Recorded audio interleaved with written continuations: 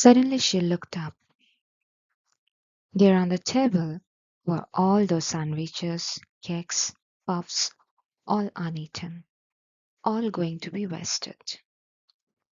In rich families, there are abundant supply of foods or snacks or drinks. So they had plenty of uneaten items, which were going to be wasted, if not given to someone.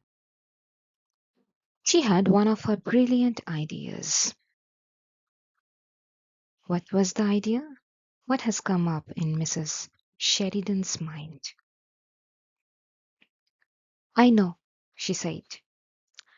Let's make up a basket.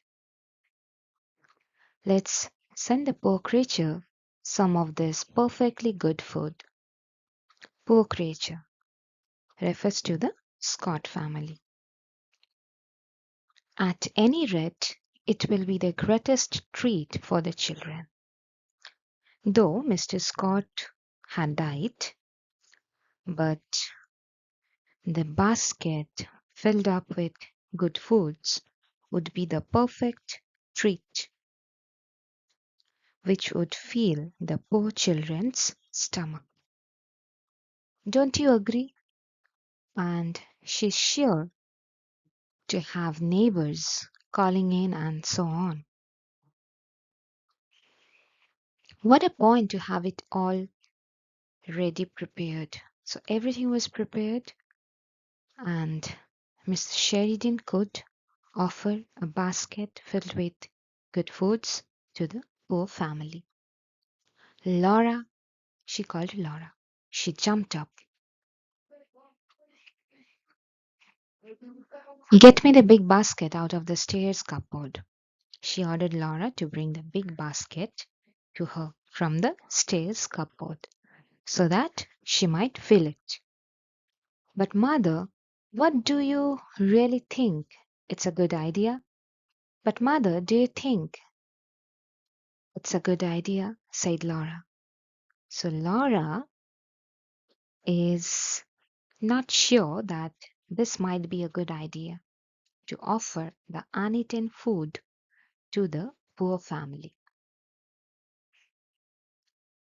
Again, how curious! She seemed to be different from them all. Laura is more curious than any other member of her family. She is the only character here who feels differently, who thinks differently, who acts differently. To take scraps from their party, scraps means here the unwanted items, because their party was over. Would the poor woman really like that? She was thinking, Laura was thinking that would this be a great idea? Would the poor woman really love to have those scraps? Of course. What's the matter with you today? Mrs. Sheridan is saying that the poor woman would definitely love it. An hour or two ago, you were insisting on us being sympathetic, and now? So Laura's mind was constantly oscillating between whether to give them the food-filled basket or not. She was the one who was insisting Mrs. Sheridan, who was insisting her sisters to stop the party. But now, when the party is over and Mrs. Sheridan is trying to be sympathetic by sending those foods, Laura is confused. Oh well, Laura ran for the basket. So Laura ran to bring the basket. It was filled.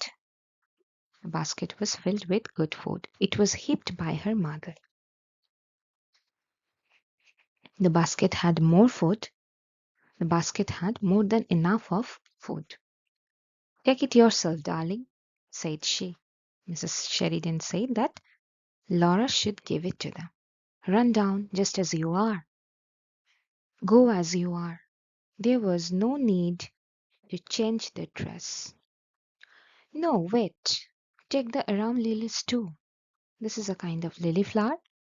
So Mrs. Sheridan is saying that Laura should bring the aram lilies with her. People of that class are so impressed by aram lilies. This remark is made directly on the lower class people. Because of their class, because of their class distinction, their financial condition, they are impressed by aram lilies.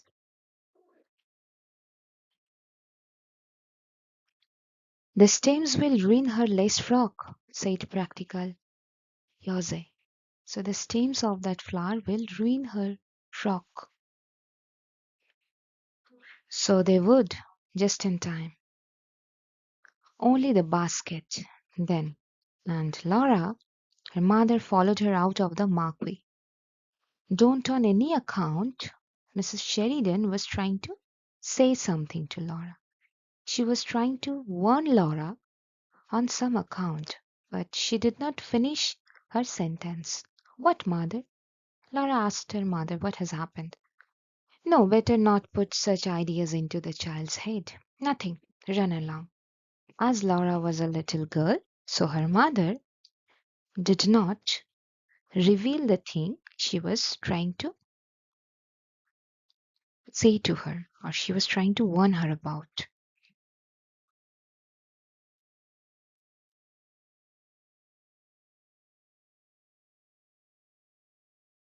It was just growing dusky as Laura shut their garden gates.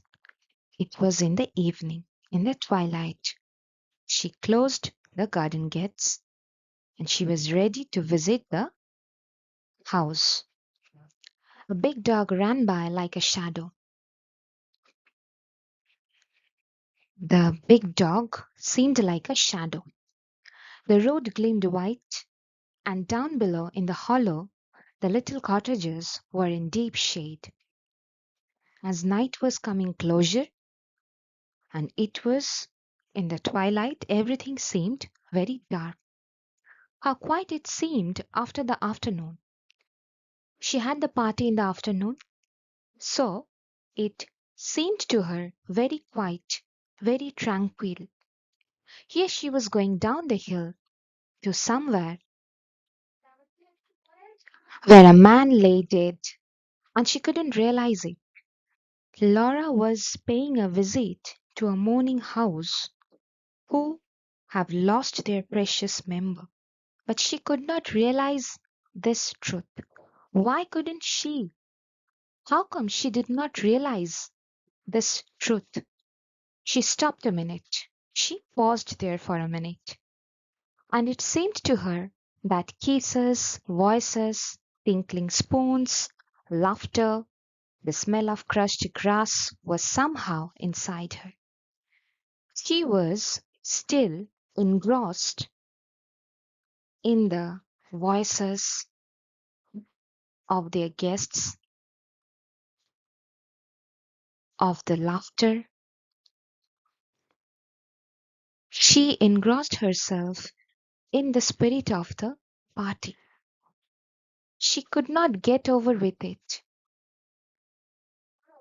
She had no room for anything else. She could not think of any other thing or any other emotion. How strange! It seems very strange to the reader.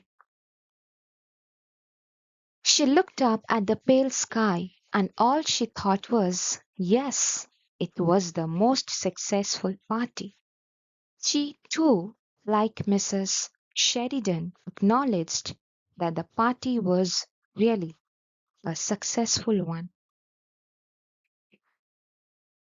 Now the broad road was crossed. She had crossed the broad road. The lane began, smoky and dark. Now the lane has come, which was dark and smoky. Women in shawls and men's tweed caps hurried by. Women were covering themselves with shawls, and men were wearing tweed caps, a hat made from tightly woven wool. They were hurrying by. They were in a hurry. Men hung over the palings. Palings means a fence made from pointed wooden or metal posts. And the children played in the doorways. The children were playing. A low hum came from the mean little cottages. A humming sound was coming out from the little cottages. In some of them there was a flicker of light. Flicker means when a light shines on and off very quickly. So there was the flickering of light and a shadow as it was on and off, crab like. The shadow seemed like a, and there was a shadow, crab like, moved across the window. A shadow like a crab moved across the window. Laura bent her head and hurried on. Laura was frightened as the shadow passed the window. She tried her best to reach there as fast as she can.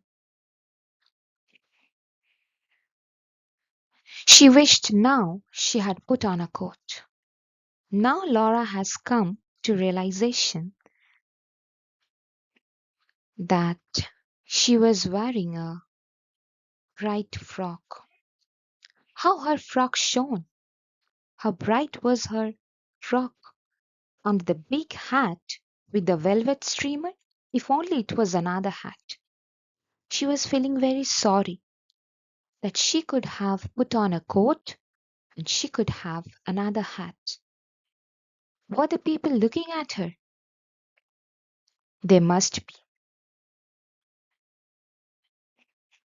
The people were definitely looking at her. It was a mistake to have come. Laura knew that her arrival to this place was a huge mistake. She knew all along it was a mistake. She knew from the beginning that it was a huge mistake she was committing. Should she go back even now? Should she return back to her house to rectify her mistake? No, too late. There's no going back. This was the house. She found the house. It must be. A dark knot of people means group of people, stood outside. She identified the house. But how? Because a knot of people, a crowd of people were standing outside the house.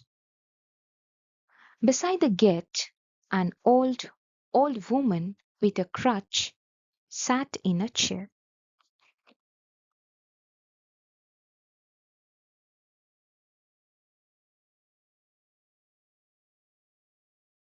Crutch means a type of stick which must be put under the arm to get the help and support for walking. Beside the gate, an old woman was sitting in a chair with a crutch, watching. The old woman was watching everything. She had her feet on a newspaper. She had placed her feet on a newspaper. The voices stopped as Laura drew near. Seeing Laura, they stopped talking.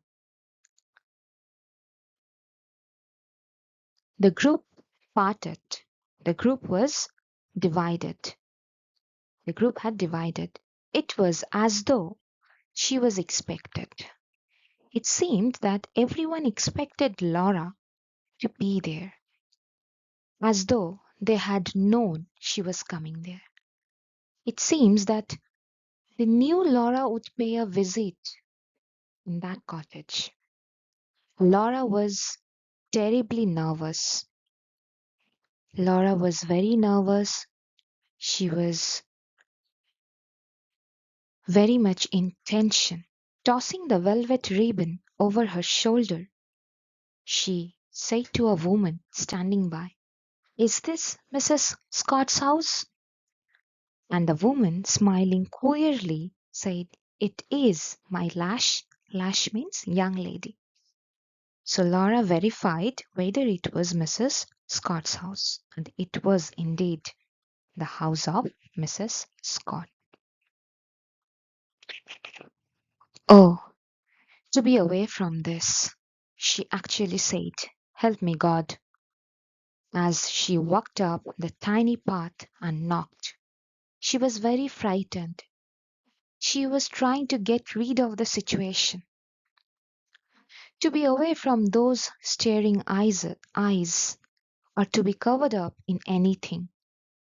One of those women's shawls, even. She was just trying to hide herself. I'll just leave the basket and go, she decided. She thought of leaving the basket there, and then she would left the place. I shouldn't even wait for it to be emptied. She won't be able to wait any longer so that the basket can be emptied. Then the door opened. The door got opened for her. A little woman in black showed in the gloom. A woman was there, and the atmosphere was very gloomy. Laura said, Are you Mrs. Scott? But to her horror, the woman answered, Walk in, please, miss. And she was shut in the passage. Laura was asked to walk inside the little cottage. She was shut there. No, said Laura. I don't want to come in. I only want to leave this basket. Mother sent. Laura was trying to say something, that she would not go inside. She had only come to give this basket because her mother had sent her. But what happened?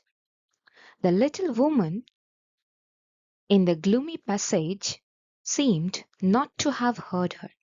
But Laura was not heard by the little woman. Step this way, please, miss, she said in an oily voice, and Laura followed her. The woman showed her the way, and Laura followed her. She found herself in a wretched little low kitchen. Laura found herself in a wretched kitchen. Laura found herself in a miserable little low kitchen, lighted by a smoky lamp. A smoky lamp was there. There was a woman sitting before the fire. In front of the fire sat a woman. Aim, said the little creature who had let her in. So the woman who showed Laura the way to get inside the little cottage asked the woman by her name, Aim. Aim, it's a young lady. She turned to Laura. She said meaningly, I'm her sister, miss. You will excuse her, won't you? Then she introduced herself that she is the sister of Aim. Aim? Who is Aim? Aim is Mr. Scott's wife. Mr. Scott, who died in the accident. And Aim did not respond. So the little creature, who was Aim's sister, asked or requested Laura to excuse Aim because of her pathetic situation, because Aim was not behaving properly. Oh, but of course, said Laura. Please, please don't disturb her. I only want to leave. But at that moment, the woman at the fire turned round. The woman turned round. Her face puffed up, red, with swollen eyes and swollen lips, looked terrible.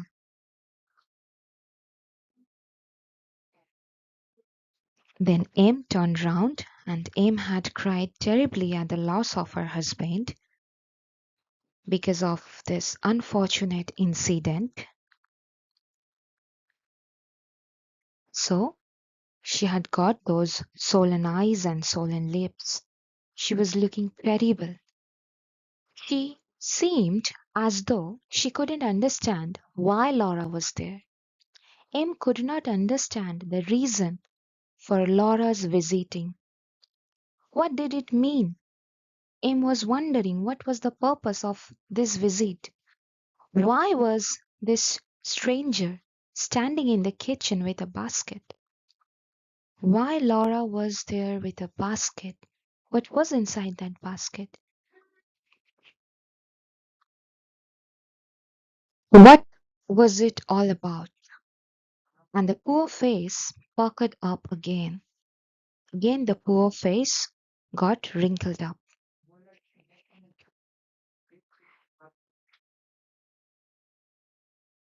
All right, my dear, said the other. I'll thank the young lady. So, this speech is by the little creature. She said to him that she would definitely thank the young lady, Laura. And again she began. You will excuse her, miss, I'm sure. And her face, swollen too, tried an oily smile. Again Em's sister asked Laura to excuse him, and she also tried to put on an oily smile. Laura only wanted to get out, to get away. Laura just wanted to get rid of the situation. She was back in the passage. She was in the passage. The door opened. The door was opened. She walked straight through into the bedroom where the dead man was lying. She went where the dead body was lying. You'd like a look at him, won't you? Said Em's sister. Em's sister said that, would you not like to have a look? Or would you not like to look at the dead body? And she brushed past Laura over to the bed. She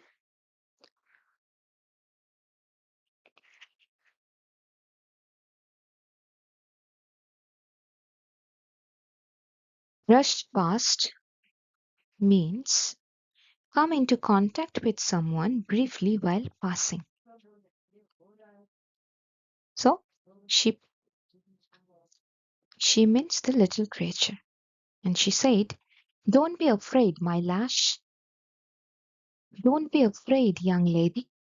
And now her voice sounded fond and sly.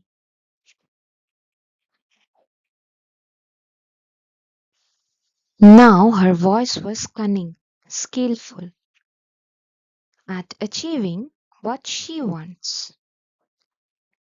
Ames's sister wants that Laura should look at the dead body.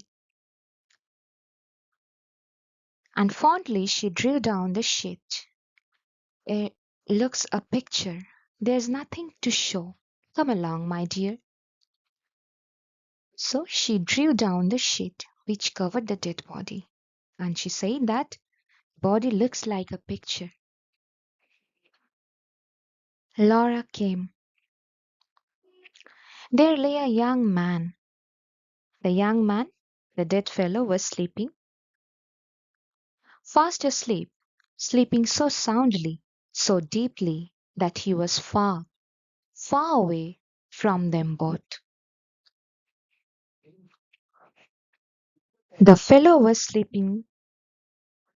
that sleeping in such a way that he was free from the clutches of the world. from the tensions of the world. Oh, so remote, so peaceful. He was far away. His sleep was so peaceful because he was not into the clutches of death. He has died. He was already dead. He was dreaming. It seemed that he was dreaming something. Never wake him up again. His dreamy face was so calm, was so peaceful. His head was sunk in the pillow. His eyes were closed. He placed his head was placed in the pillow. His eyes were closed. They were blind under the closed eyelids. Because he was dead, he would not be able to see ever. He was given up to his dream. His dream was shattered because he got killed that very morning in an accident. What did garden parties and baskets and lace frocks matter to him? Nothing mattered to him at all. He was far from all those things.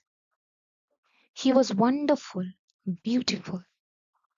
While they were laughing and while the band was playing, this marvel had come to the lane. Happy, happy, all is well, said that sleeping face.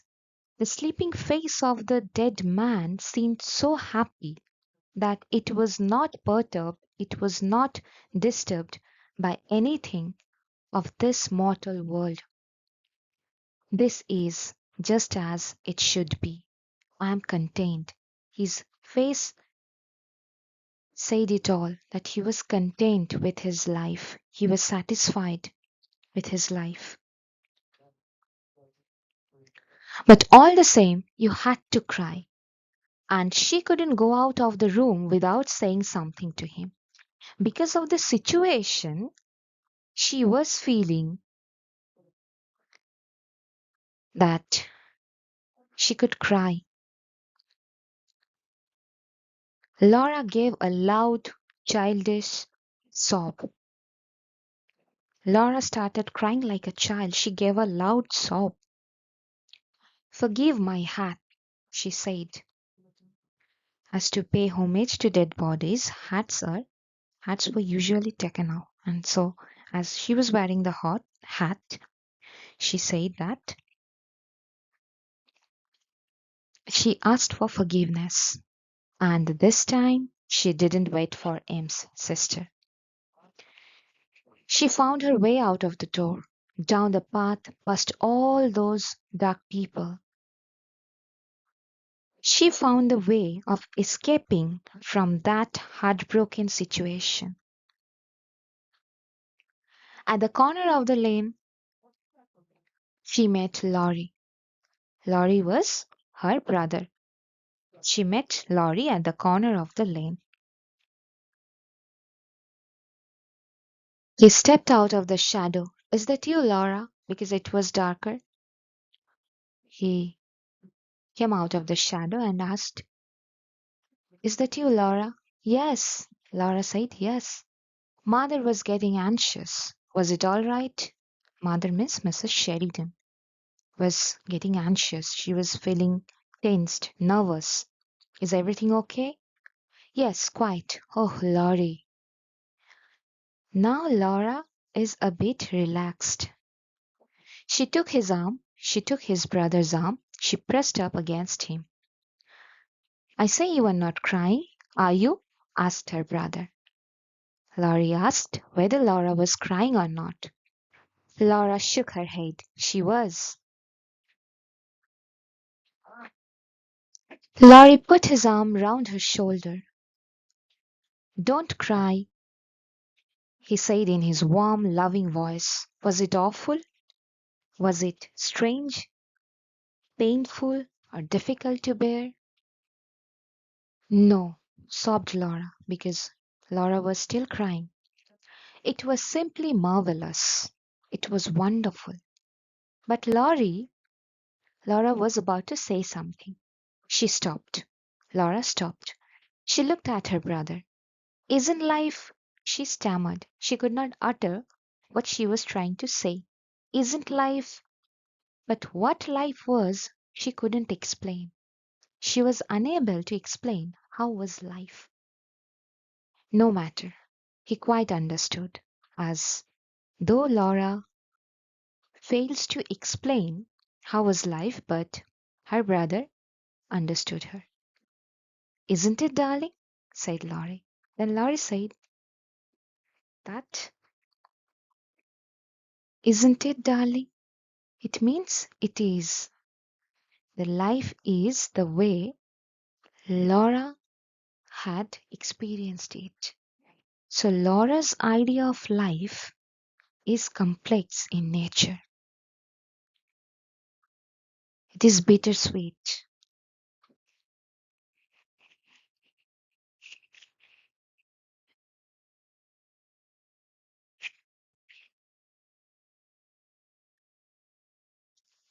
The open-endedness of this short story and the end of it, saying that, isn't it, darling? It mesmerizes the reader to dive deep into the text and find the real meaning of it, and to give it new interpretations, to feel it in a different way.